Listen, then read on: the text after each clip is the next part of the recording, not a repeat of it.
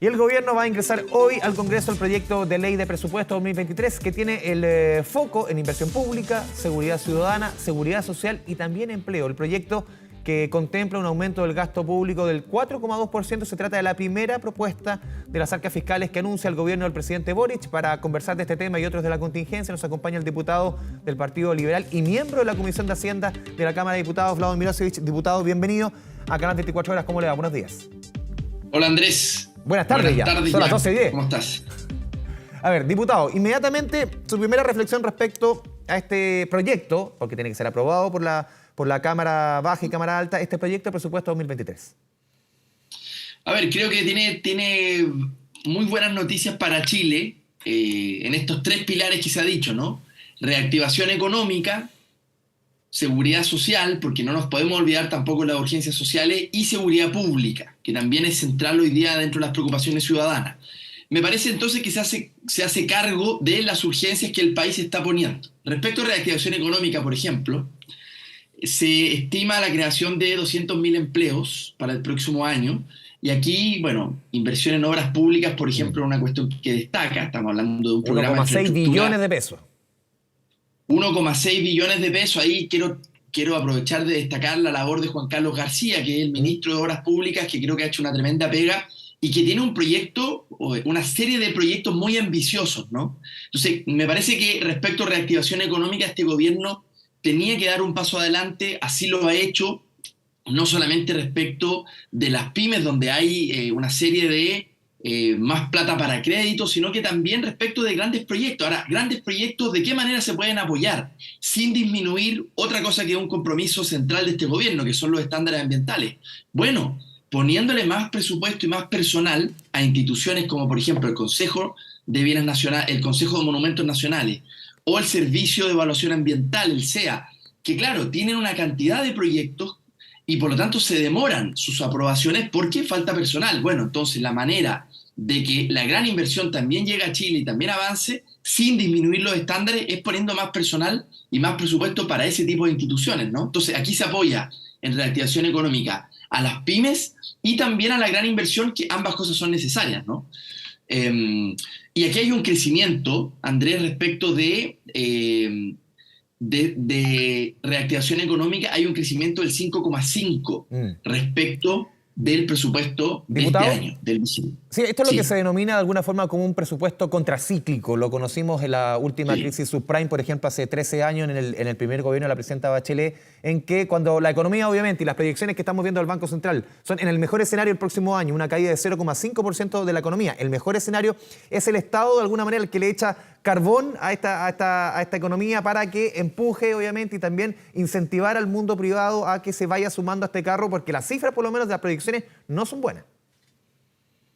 Sí, a ver, efectivamente, una buena pregunta. Hay que dar un poquitito de contexto.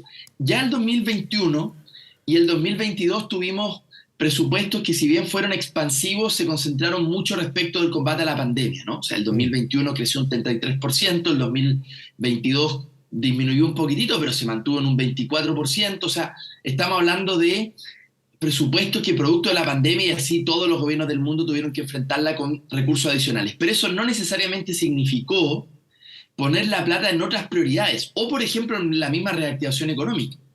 Entonces, esto es un presupuesto que crece menos respecto a los últimos 2 años porque la pandemia ya, digamos, va de salida, pero sin embargo pone la plata donde hay que ponerla hoy día, en reactivación económica, en urgencias sociales y en seguridad pública.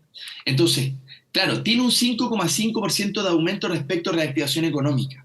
O, por ejemplo, en seguridad pública, ojo con este dato, ¿sí?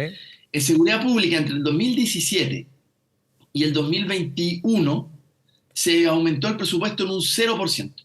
0%. O sea, durante el gobierno de Sebastián Piñera, el aumento en seguridad pública, en seguridad ciudadana, aumentó 0%. Y ahora, en cambio, estamos viendo un aumento mucho más significativo de un 4,5%. Por lo tanto, el gobierno dice claramente: aquí está mi prioridad, ¿no? Y en particular sobre seguridad ciudadana hay un tema que tiene que ver con crimen organizado. Y en esto, Andrés, creo que esto se trata de políticas de Estado. O sea, más allá de izquierda o derecha, da lo mismo. Nosotros tenemos que frenar el ingreso del crimen organizado a Chile. Y esto es un fenómeno que se está viendo en toda América Latina. Entonces tenemos que frenarlo ya. Y eso requiere de plata. Así que yo me alegro que haya un financiamiento especial para este plan nacional contra el crimen organizado y que haya más plata para las policías. Sí, diputado, en el tema de seguridad, claro, también uno hace la lectura que aquí hay un reenfoque del gobierno respecto a sus prioridades, lo que uno veía al presidente Boric como candidato en primera y segunda vuelta. Uno ve por lo menos, y es lo que importa, que es en las lucas, donde se reenfoca el tema de seguridad, porque seamos sensatos que en un principio la seguridad no era la primera prioridad de este gobierno. Hoy día, para la ciudadanía, es seguridad y costo de la vida. Así es. Bueno, tiene que ver con eso. Este nuevo presupuesto da cuenta de un gobierno que escuchó cuáles son las prioridades del momento. Cuando el gobierno lamentablemente le ha tocado, y esto probablemente hubiese sucedido con sea quien sea el presidente, ¿no? Un escenario que luego, en febrero de la guerra, más que guerra, invasión ilegal de Rusia a Ucrania, generó, por supuesto, un alza en los combustibles, una serie de otros productos que ya venían, por lo demás, veníamos con una cola que venía producto de la pandemia en el alza de ciertos productos y en la inflación en general, nos ha puesto en una situación muy complicada desde el punto de vista económico.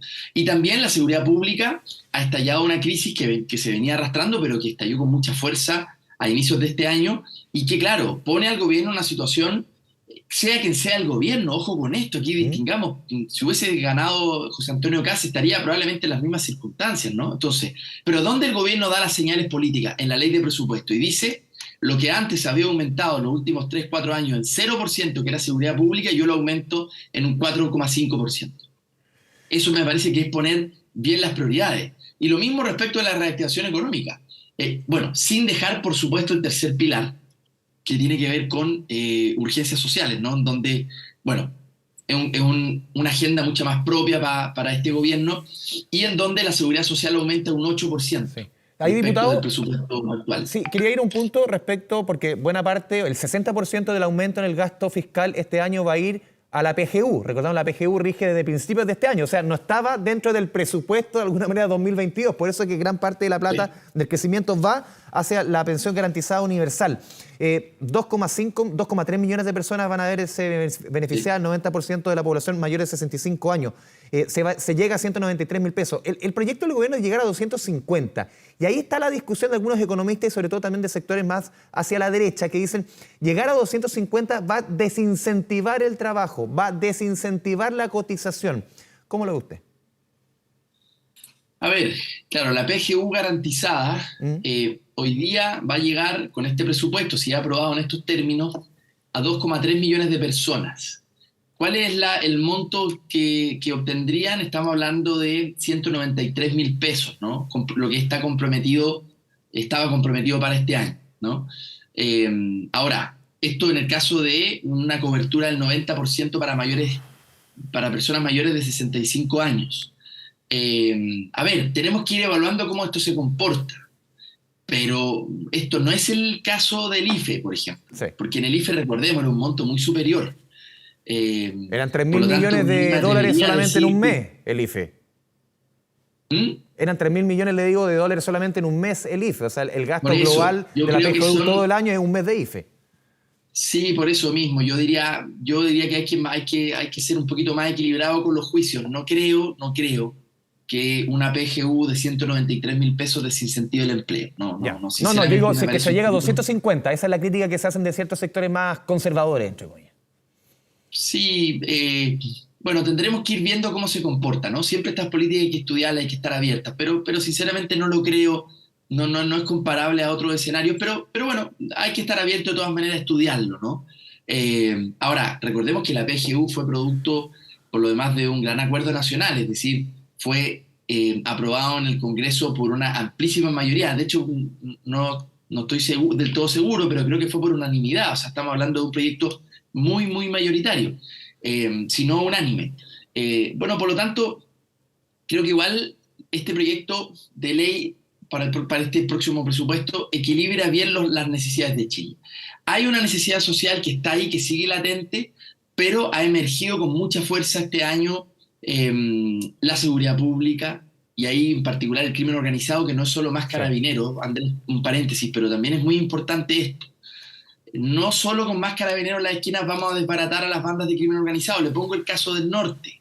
En Arica y en Tarapacá y en Antofagasta los índices de homicidios han aumentado muchísimo. Pero eso no tiene que ver solamente con delitos comunes, tiene que ver con crimen organizado, y eso se desbarata con inteligencia policial, se desbarata con más presupuesto para las fiscalías, para el OS9, para el OS7. Es decir, entender cuál es la organización del crimen organizado, quién los lidera, cómo operan, y hay que infiltrar. Y luego de eso hay que desbaratar completamente, como se hizo con el Tren de Aragua, que en Arica fue exitoso. Pero hoy día hay 33 personas, 34 personas en la cárcel, pero eso se hizo con un trabajo de investigación y eso requiere más plata, ¿no? Entonces, eso es lo que hay que hacer. No permitamos que estas instituciones, que estas organizaciones de crimen organizado crezcan en el país. Hay que ponerle atajos ya. Y esto es un asunto de Estado, da lo mismo al gobierno. Usted será más de izquierda, más de derecha, no importa. Pero tenemos que frenar el crimen organizado. Diputado, por último, se nos va el tiempo. Es inevitable preguntarle sobre las reuniones, acuerdos que se van llegando en materia constitucional. Usted fue de los voceros de la campaña del apruebo. ¿Cómo está viendo desde su rol hoy día como diputado estos acuerdos, la propuesta que conocimos desde Apruebo de Dignidad, Socialismo Democrático, la propuesta desde Chile Vamos? Uno tiene la sensación, hoy día me tocaba conversar temprano con la presidenta del Partido Socialista, de que hay más acuerdos que desacuerdos, que la cercanía a un proyecto ya definitivo respecto a estos bordes está pronta. Sí, efectivamente, Andrés, yo estoy bastante optimista. Creo que ha habido un entendimiento de que el triunfo del rechazo significa un rechazo a un texto en particular, o más bien a un proceso, a un clima en particular, diría yo, incluso más allá de los contenidos, a un cierto tono que fracasó claramente, versus que no significa en ningún caso una negación a la esperanza de una nueva constitución, que incluso mayoritariamente en los votantes del rechazo siguen expresando esa esperanza. Votaron rechazo a un texto, pero no votaron rechazo pensando en que esto quedara acá y que no hubiese ningún nuevo texto constitucional propuesto. Creo que hay entendimiento en general, hay sectores que no, que esto no lo entienden del todo, está claro, pero en general diría que hay un cierto entendimiento. Y que pronto ya vamos a arribar a un acuerdo. Yo espero que sea el mecanismo, para mí tiene que tener dos características. Lo más democrático posible, porque recordemos es un pacto social que compromete las próximas décadas de Chile, tiene que ser democrático, y segundo, que sea relativamente rápido, o sea, tiene que ser un proceso constituyente express. Creo que no hay tiempo, producto del escenario económico, del escenario social, no hay tiempo para hacer un proceso muy largo. Creo que tenemos que aprender de los errores del pasado y llegar a un acuerdo de un pacto social que represente a las grandes mayorías en Chile, ¿no? Diputado Vladimir Mirosevich, le agradecemos este espacio con Canal 24 Horas. Muchas gracias, muy buenas tardes. Bien, muchas gracias a ustedes, un abrazo. Chao, chao.